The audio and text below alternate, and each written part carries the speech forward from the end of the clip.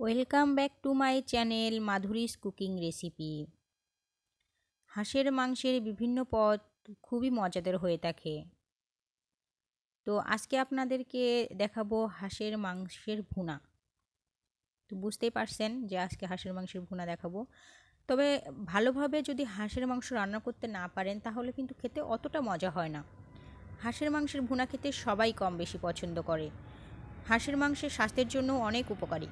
চাইলেই ঘরে তৈরি করে নিতে পারেন এই মজাদার হাঁসের মাংসের ভুনা। আমার আজকের এই রেসিপিটি যদি আপনাদের ভালো লেগে থাকে তাহলে অবশ্যই সাবস্ক্রাইব করবেন এবং পাশে থাকা বেল আইকনটি প্রেস করবেন। তো জেনে নিই কী কী লাগছে আমাদের আজকের এই রেসিপি করতে। আমাদের আজকের এই হাঁস ভুনা রেসিপি করার জন্য আমি এখানে 1 কেজির একটু কম হাঁস নিয়ে নিয়েছি। এটি দেশি হাঁস। হাঁসটি আমি ভালোভাবে পরিষ্কার করে রেখেছি এবং হাঁসের চামড়া কিন্তু ফেলে দেইনি, চামড়াও নিয়েছি, কারণ চামড়া ফেলে দিলে খেতে অতটা ভালো লাগে না। এজন্য আমি চামড়াটাও নিয়েছি, নিয়ে ভালোভাবে ধুয়ে পরিষ্কার করে রেখে দিয়েছি। এবং আর নিয়েছি এখানে পেঁয়াজ কুচি। এখানে আমি বড় সাইজের 2টি পেঁয়াজ কুচি নিয়েছি। পেঁয়াজটি আমি ভালোভাবে ধুয়ে তারপরে কিন্তু কেটে নিয়েছি। রান্নার এই পর্যায়ে আমার আর লাগছে, আমি এখানে নিয়েছি দেখতে পাচ্ছেন গোটা জিরা, হাফ চামচের একটু গোটা জিরা নিয়েছি, তেজপাতা নিয়েছি 2টা, নিয়েছি শুকনা মরিচ 2টা, দারচিনি, এলাচ এবং লবঙ্গ। এলাচের মুখটি চিড়ে দিবেন, এখানে 3টে এলাচ নিয়েছি। এলাচের মুখটি হালকা চিড়ে দিতে হবে, তাহলে ঘ্রাণটা বের হয়ে আসবে। দেখতে পাচ্ছেন আমি যেভাবে নিয়েছি, আপনারাও ঠিক সেভাবে নেবেন। আর এখানে গুঁড়া মশলার মধ্যে আমি নিয়েছি 1 চা চামচ পরিমাণ হলুদ গুঁড়া, শুকনা মরিচ গুঁড়া, জিরা গুঁড়া, ধনিয়া গুঁড়া। আগেই আপনাদেরকে বলে রাখি যে আপনারা যেমন ঝাল খেতে পছন্দ করেন তেমন মরিচ নিয়ে নেবেন। এবং এখানে নিয়েছি আমি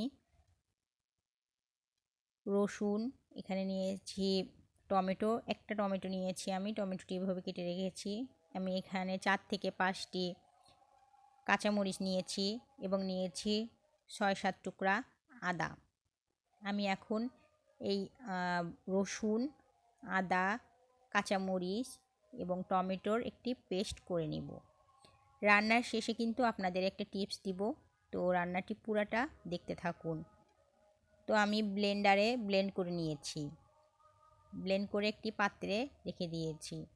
তো রান্নার এই পর্যায়ে আমি একটি কড়াইয়ে তেল গরম করতে দিয়ে দিয়েছি। আমি এখানে সরিষার তেল নিয়েছি।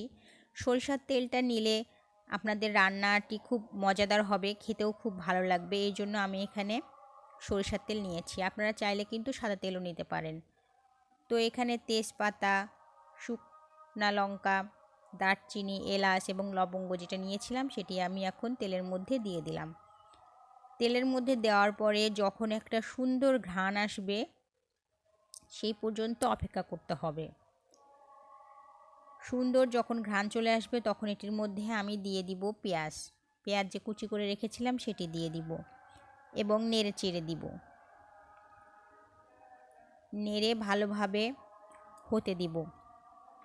আপনারা কিন্তু বেরেস্তার মতো ভেজে নেবেন না, হালকা ভেজে নেবেন, হালকা লালচে করে ভেজে নেবেন।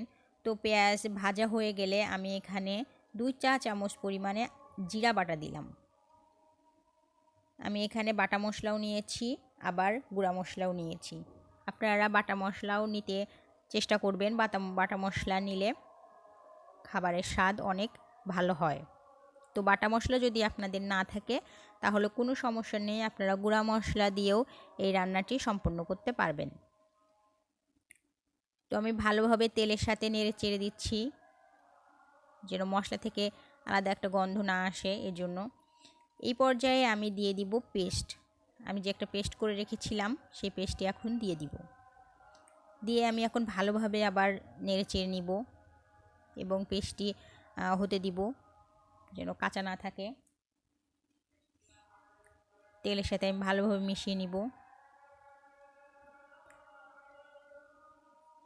দেখতে পাচ্ছেন নেড়ে চেড়ে দিচ্ছি আমি। আপনারা সাদা তেল সয়াবিন তেল দিয়েও এটি রান্না করতে পারেন, কোনো সমস্যা নেই। তো রান্নার এই পর্যায়ে আমি দিয়ে দিব শুকনা যে আমি মশলাগুলো নিয়েছিলাম, সেই মশলাগুলি আমি এখন দিয়ে দিব। মশলা দেওয়ার পরে আমি কিন্তু হালকা পানি অ্যাড করব কষানোর জন্য, এবং ভালোভাবে কষিয়ে নিতে হবে। যত ভালোভাবে আপনারা কষাবেন তত কিন্তু ভালো লাগবে। এই পর্যায়ে আমি দিয়ে দিলাম স্বাদ মতো লবণ। আপনারা আপনাদের স্বাদ মতো লবণ দিয়ে দিবেন, যে যেমন নুন খেতে পছন্দ করেন ঠিক তেমনই নেবেন। তো এই পর্যায়ে আমি মশলা কষানোর জন্য আমি পানি অ্যাড করে দিলাম। 1 কাপ পানি দিয়েছি। পানি দিয়ে আমি ভালোভাবে কষিয়ে নিব। আগেই বলেছি আপনাদেরকে যে যদি মশলা ভালোভাবে কষানো না হয় তাহলে কিন্তু একটা গন্ধ থেকে যায়, তখন আর খাবারটি খেতে ভালো লাগে না। তো আপনারা যে রান্নাই করেন না কেন মশলা কিন্তু ভালোভাবে কষিয়ে নেবেন। দেখতে পাচ্ছেন আমার মশলা কিন্তু কষানো হয়ে এসেছে, দেখতে পাচ্ছেন তেল ভেসে উঠছে এবং কালারটাও কিন্তু চেঞ্জ হয়ে গেছে। তো আপনারা যখন তেল ভেসে উঠবে মশলা থেকে তখন বুঝবেন যে আপনাদের মশলাটি কষানো শেষ। তো মশলা কষানো শেষ হয়ে গেলে আমি এখন এটির মধ্যে দিয়ে দিব হাঁসের মাংস। হাঁসের মাংস যে ধুয়ে পরিষ্কার করে রেখেছিলাম সেটি দিব, এবং দেওয়ার পরে আমি এটিকে কিন্তু খুব ভালোভাবে নেড়ে চেড়ে মিশিয়ে নিব মশলার সাথে, এবং 15 থেকে 20 মিনিট আমি রান্না করব। 15 থেকে 20 মিনিট আমি ভালোভাবে আবারও কষিয়ে নিব, যাতে করে হাঁসের মাংসের মধ্যে মশলাটি ভালোভাবে মিশে যায়। তো দেখতে পাচ্ছেন আমি খুব ভালোভাবে মিশিয়ে নিচ্ছি, আপনারা এভাবে মিশিয়ে নেবেন। এই পর্যায়ে কিন্তু চুলার আঁচ মাঝারি থেকে লো হিটে রাখবেন। ঢাকনা দিয়ে আমি ঢেকে দিয়েছি, আপনারা ঢাকনা দিয়ে ঢেকে মশলাটি কষিয়ে নেবেন হাঁসের সাথে, এবং মাঝে মাঝে কিন্তু ঢাকনা খুলে দেখতে হবে যেন নিচে লেগে না যায়। নিচে লেগে গেলে কিন্তু মাংস থেকে একটা পোড়া গন্ধ আসবে, তখন কিন্তু খেতে একদমই ভালো লাগবে না। তো ভালোভাবে আমি কষিয়ে নিচ্ছি, আপনারা মাঝে মাঝে ঢাকনা উঠিয়ে দেখবেন, ঢাকনা উঠিয়ে নেড়ে চেড়ে নেবেন। আমি এটা কিন্তু ঢেকে দিয়ে দিয়ে তারপরে কষিয়ে নিচ্ছি। আপনারা অবশ্যই ঢাকনা দিয়ে কষিয়ে নেবেন। আপনারা যত বেশি মাংসটা কষাইতে পারবেন আপনাদের কিন্তু মাংস রান্নাটা তত বেশি মজার হবে, তত খেতে বেশি ভালো লাগবে।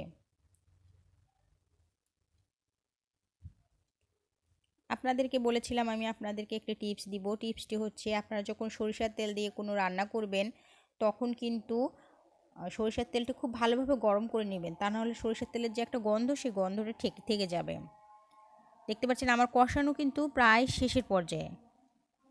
খুব ভালোভাবে আমি কষিয়ে নিয়েছি, আপনারা আরও ভালোভাবে কষিয়ে নেবেন, খুব ভালোভাবে কষিয়ে নেবেন। তো এই পর্যায়ে আমি দিয়ে দিব পানি।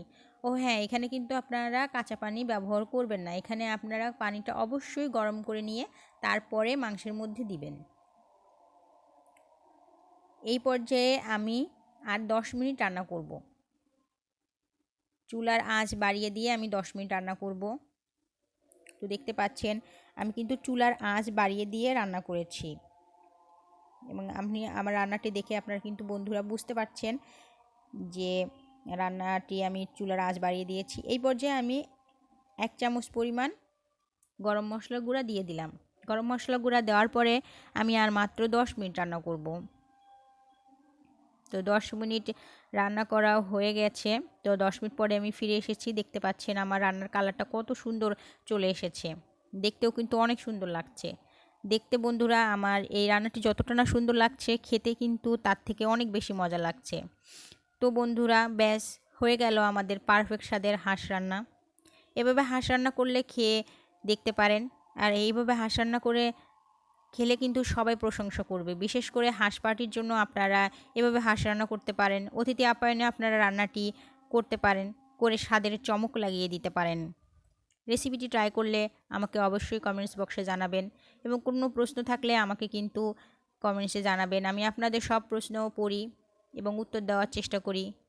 ভালো থাকবেন বন্ধুরা, এবং আমার রান্নাটি ভালো লাগলে অবশ্যই লাইক শেয়ার করবেন, বন্ধুদের সাথে শেয়ার করবেন আমার আজকের রেসিপিটি। তো বন্ধুরা ভালো থাকবেন, দেখা হবে অন্য কোনো দিন অন্য কোনো মজার ভিডিও নিয়ে। সেই পর্যন্ত সুস্থ থাকবেন। ধন্যবাদ।